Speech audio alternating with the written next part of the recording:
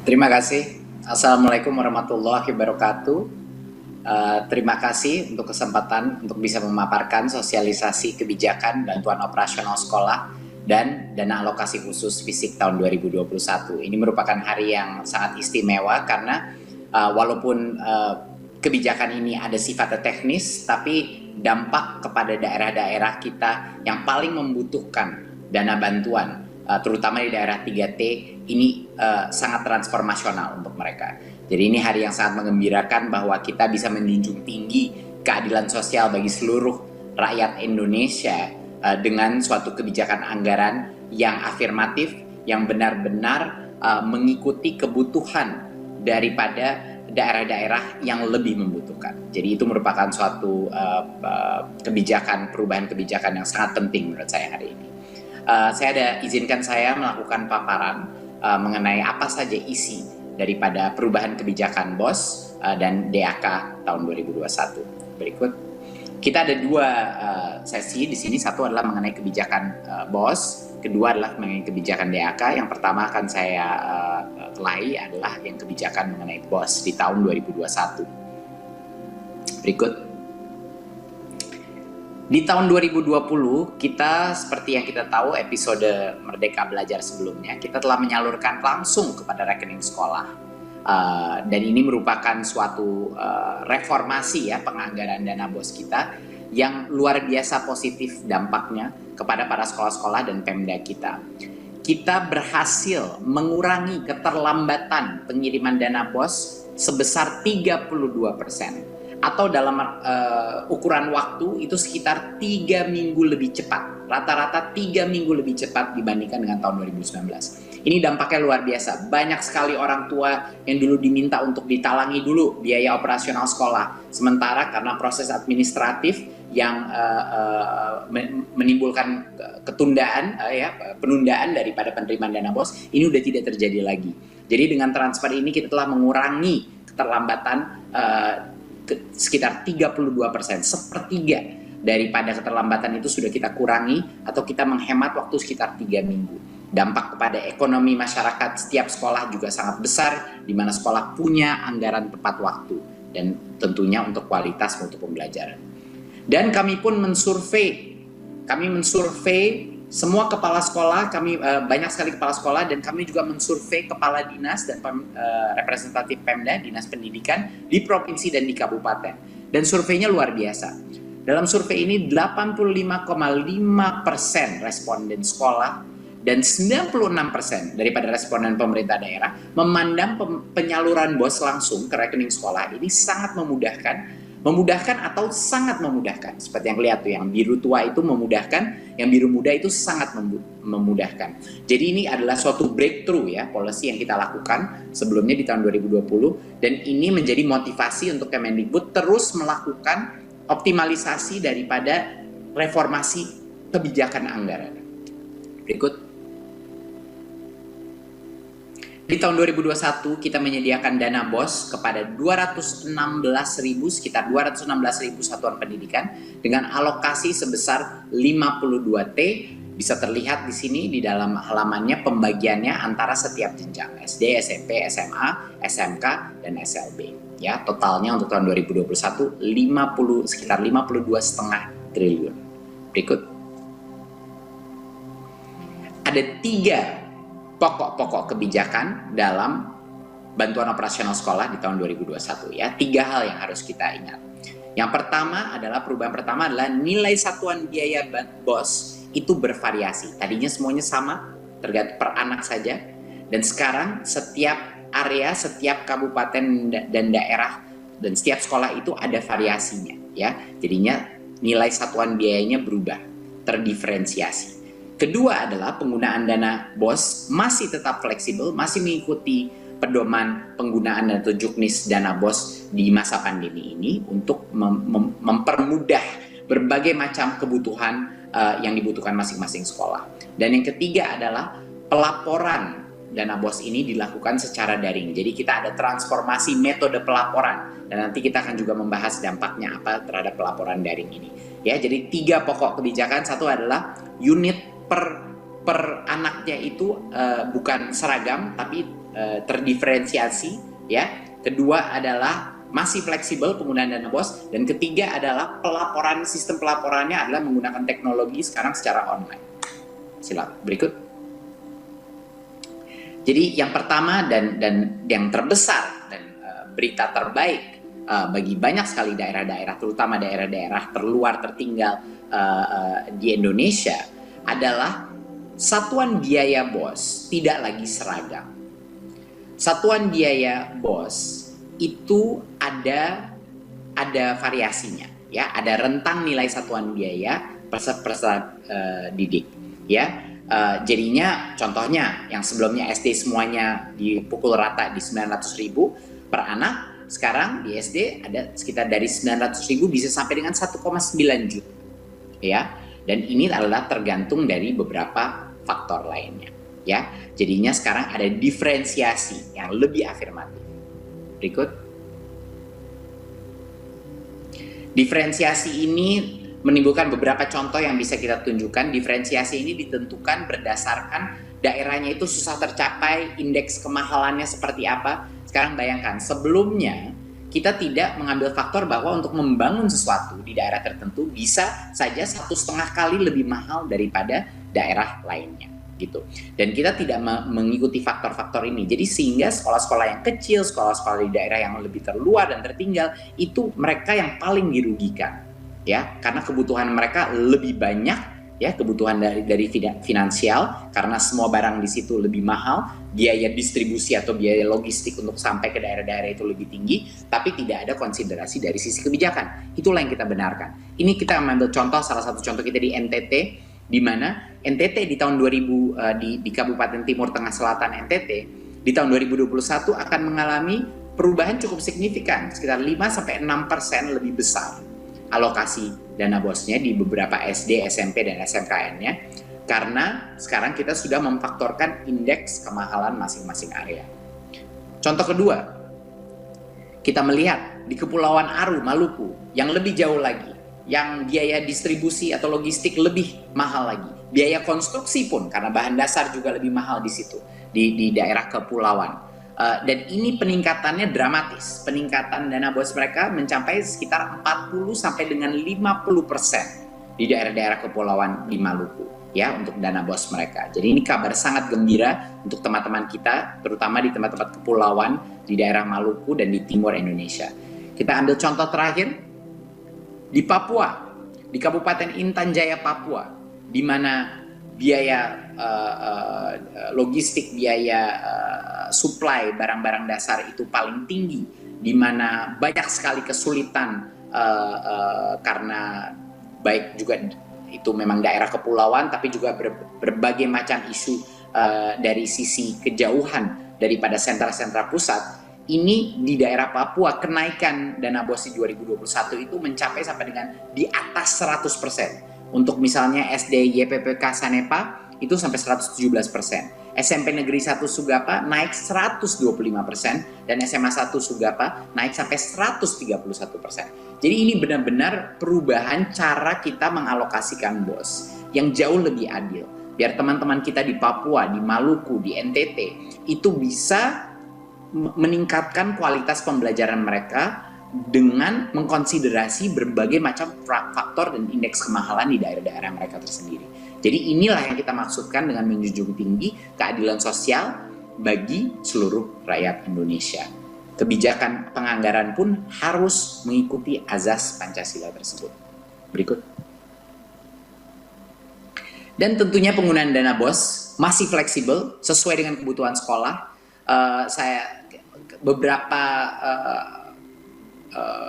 penggunaan daripada dana BOS ini adalah yang terpenting, apalagi di masa pandemi ini. Pertama adalah kita masih memberikan fleksibilitas pembayaran honor pada guru-guru honorer. Di masa ini masih diberikan fleksibilitas, ya. Dan honor dapat diberikan kepada tenaga pendidikan apabila dana masih tersedia. Jadi kita berikan fleksibilitas bagi kepala sekolah, diskresi bagi kepala sekolah untuk memberikan honor kepada guru-guru yang paling layak menerima. Dan juga tentunya di mana saat ini kita sudah masuk dalam proses pelaksanaan tatap muka dan semakin banyak sekolah semakin setiap minggu mulai melakukan tatap muka. Dana BOS bisa dan kami anjurkan untuk digunakan untuk segera mengakselerasi proses tatap muka untuk memenuhi segala kebutuhan protokol kesehatan seperti kesediaan sanitasi, masker, termogan, dan berbagai macam kebutuhan untuk memenuhi daftar periksa pembelajaran tatap muka. Dan tentunya karena asesmen nasional akan dilaksanakan tahun ini, pembiayaan apapun honor transportasi dan pelaksanaan AN itu juga bisa digunakan di dana BOS. Saya baru saja kembali dari Papua dan ini sangat tepat sebenarnya waktunya dengan pelaksanaan kebijakan ini.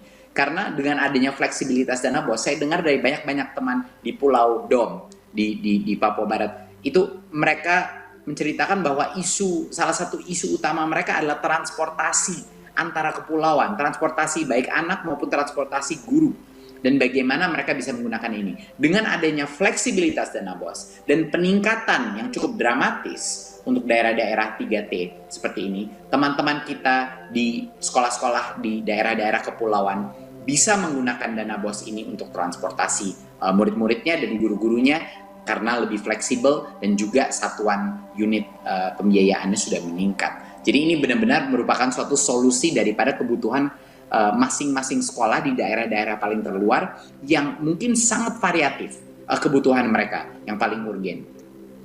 Berikut. Di tahun 2020, kebijakan mewajibkan pelaporan penggunaan BOS itu menjadi persyaratan penyaluran. Jadinya kalau tidak ada pelaporan yang dilakukan di kuartal sebelumnya, ya kita tidak akan bisa melepaskan BOS yang berikutnya. Dan apa yang terjadi, Bapak Ibu, apa yang terjadi adalah sesuatu yang cukup luar biasa. Walaupun kita telah memberikan fleksibilitas dalam penggunaan dana BOS, dan walaupun kita sudah melakukan transfer langsung kepada sekolah, pelaporan yang sekarang bisa dilakukan lewat online meningkat secara dramatis. Ya, pelaporannya itu meningkat secara dramatis. Di BOS tahap 1, peningkatan di tahun 2018 itu cuma 26% yang melakukan pelaporan, 2019 48%, tapi di 2020 70,7% sekolah melaporkan penggunaan BOS tahap 1. Ini suatu transformasi yang cukup luar biasa di dalam transparansi penggunaan dan pelaporan dana kita. Pada bulan Desember 2020, angka itu mencapai 99%. 99% daripada semua sekolah melaporkan penggunaan BOS tahap 1. Ini luar biasa. Di tahun 2018 cuma 36%. 2019 cuma 61%. Tapi di 2020, karena kebijakan baru kita dan pelaporan secara online yang lebih mudah dilakukan, kita mencapai 99,1% pelaporan dana BOS. Jadinya dengan semua fleksibilitas yang kita berikan, tetap saja akuntabilitas dan transparansi menjadi harga mati daripada kebijakan anggaran kita. Dan karena kita menggunakan teknologi dan pelaporan online, akuntabilitas dan transparansi daripada penggunaan dana BOS juga meningkat secara dramatis. Berikut. Nah, pelaporan ini bisa dilakukan secara daring dan menjadi syarat daripada penyaluran seperti yang saya bilang sebelumnya.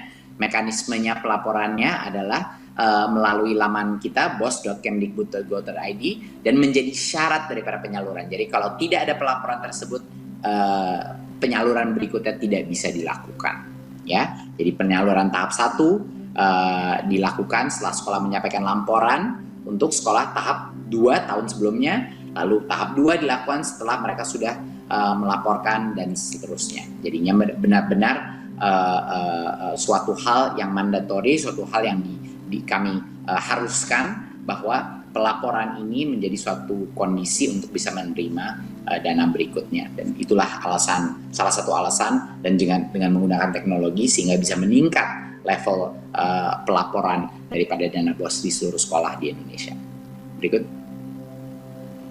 Sekarang kita akan bicarakan kebijakan dana alokasi khusus fisik tahun 2021. Berikut. Di tahun 2021, pemerintah menyediakan DAK fisik untuk sekitar 31.600 satuan pendidikan, ya, dengan alokasi sebesar 17,7 triliun rupiah. Di sini terlihat pembagiannya berdasarkan jenjang. Berikut. Ada 3 pokok kebijakan. Yang pertama adalah fokus kepada ketuntasan sarana dan prasarana pendidikan, ya, Pemenuhan ini dilakukan secara menyeluruh untuk semua kebutuhan prasarana sekolah. Jadinya whole school approach, jadinya bukan cuman pagar-pagar dan pintunya saja atau ruang gedung kelas, tapi secara holistik. Kedua adalah pelaksanaannya bersifat kontraktual, jadi kepala sekolah tinggal fokus kepada proses pembelajaran dan tidak harus melaksanakan kegiatan rehabilitasi dan pembangunan prasarananya sendiri. Dan ketiga adalah pelibatan dinas PUPR. Dinas PUPR di masing-masing daerah yang akan melakukan asesmen kerusakan dan meningkatkan validitas data sarana prasarana sekolah. Jadi sekarang ada tim profesional yang akan melakukan asesmen, evaluasi, dan juga memonitor dan mengevaluasi pekerjaan yang dilaksanakan. Berikut. Nah, di tahun 2020 fokus kita adalah untuk menyasar sebanyak mungkin sekolah yang membutuhkan rehabilitasi, ya, yang ada rusak berat, rusak ringan, dan lain-lain. Dan pemenuhan ini dilakukan secara parsial, jadinya menyebar ke banyak sekolah. Di tahun 2021 kita sedikit berubah strateginya. Strateginya adalah untuk memastikan setiap sekolah itu selesai. Pemenuhan itu dilakukan secara holistik, menyeluruh sesuai kebutuhan sarana prasarana masing-masing sekolah. Dan harapannya dampaknya adalah walaupun sasaran sekolah kita lebih mengecil, tapi seluruh permasalahan sarpras di sekolah itu tuntas dan selesai. Itu adalah harapan kita dengan perubahan strategi ini, agar dipastikan kalau kita bantu itu sekolah itu benar-benar sampai tuntas kebutuhan sarana prasarananya dan berbagai macam rehabilitasi yang dibutuhkan. Berikut. Nah, dana alokasi fisik menunya di 2021 untuk ketuntasan sarana prasarana sekolah. Jadi apa saja sebenarnya yang bisa dilakukan sebagai yang kita maksudkan dengan whole school, ya.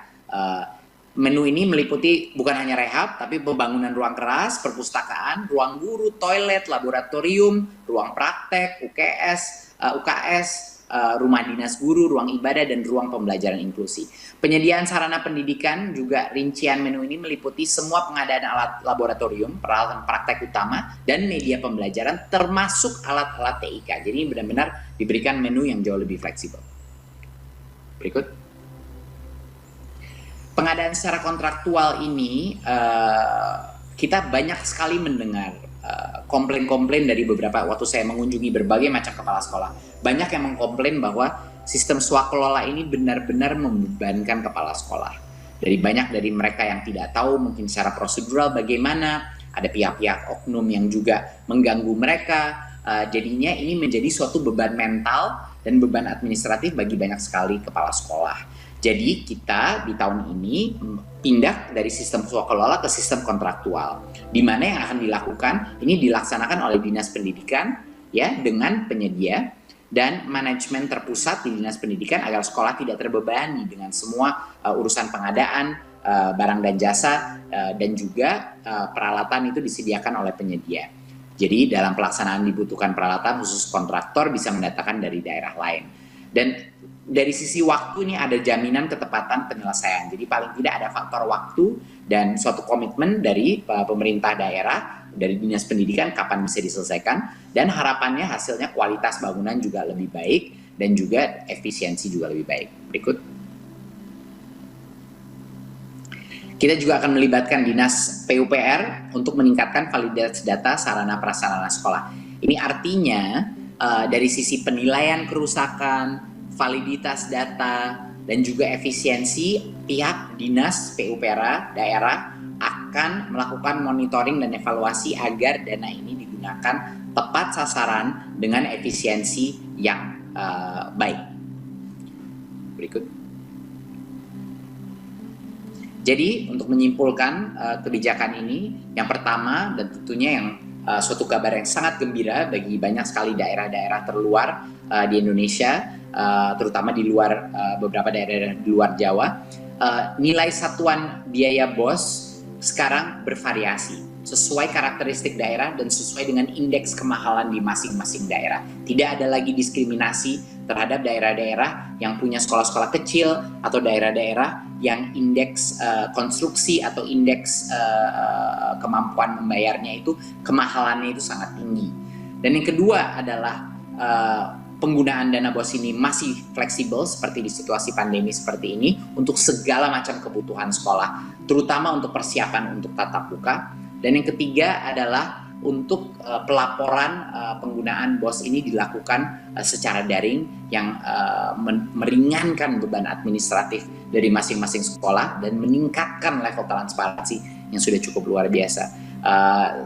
Teman-teman kita di Maluku, di NTT, di Papua akan menerima alokasi BOS yang jauh lebih besar secara total dari yang sebelumnya. Dan ini merupakan kabar gembira dan menjunjung tinggi Pancasila, salah satu butir Pancasila, yaitu keadilan sosial bagi seluruh rakyat Indonesia. Yang itu yang harus kita junjung tinggi di seluruh Nusantara. Dan yang kedua adalah kebijakan mengenai DAK. Berikut. Ya, kebijakan DAK yang kita alokasikan 17,7 triliun. Fokusnya adalah ketuntasan sarana dan prasarana pendidikan untuk kebutuhan secara holistik yang dibutuhkan sekolah, jadinya agar tuntas masing-masing sekolah. Jadi jangan sampai kalau kita melakukan rehabilitasi atau peningkatan sarana prasarana tidak sampai tuntas. Kedua adalah pelaksanaan yang bersifat kontraktual untuk melepaskan beban ini dari para kepala sekolah, dan ini bisa kita beban itu sekarang ada di dinas pendidikan masing-masing Pemda. Dan ketiga adalah keterlibatan monitoring dan fungsi MONEF daripada dinas PUPR yang akan melakukan assessment kerusakan, di mana setiap dinas PUPR punya profesional-profesional yang akan bisa memastikan anggaran kita itu tepat sasaran dengan efisiensi yang terbaik. Saya rasa itu dari saya mengenai kebijakan DAK dan kebijakan dana BOS di tahun 2021. Ini adalah upaya daripada Kemendikbud dan pemerintah pusat untuk memastikan bahwa reformasi kebijakan anggaran kita di dunia pendidikan terus meningkat dan terus menghasilkan mutu pembelajaran yang baik dan terus menghasilkan pemerataan akses dan keadilan sosial bagi masyarakat di negara kita. Terima kasih. Wassalamualaikum warahmatullahi wabarakatuh.